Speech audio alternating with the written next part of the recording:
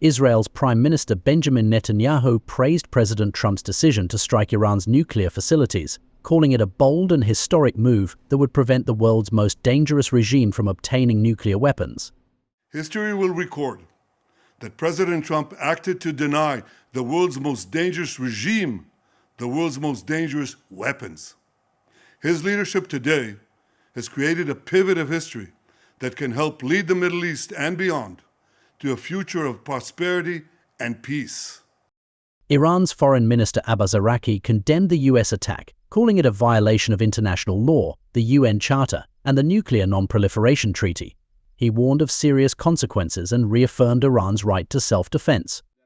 UN Secretary-General Antonio Guterres expressed deep concern over the US use of force, describing it as a dangerous escalation that threatens international peace.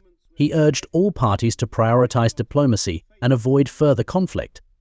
British Prime Minister Keir Starmer emphasized that Iran's nuclear program is a grave global threat and supported the US action to mitigate that risk.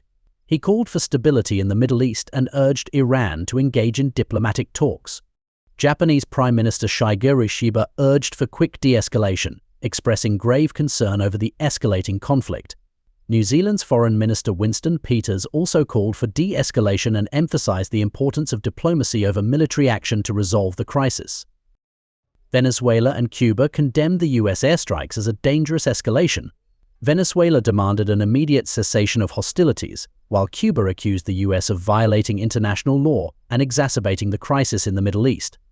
Oman, which had been mediating nuclear talks between the US and Iran, strongly condemned the US airstrikes on Iranian nuclear sites. The Gulf Sultanate expressed deep concern and denounced the escalation, calling the strikes a dangerous move in an already volatile region. Yemen's Houthi rebel government condemned the US attacks on Iranian nuclear sites, calling it reckless aggression and a declaration of war against Iran. They expressed full solidarity with the Iranian people, emphasizing their support for Iran in the face of US actions. Bureau Report, NewsX World.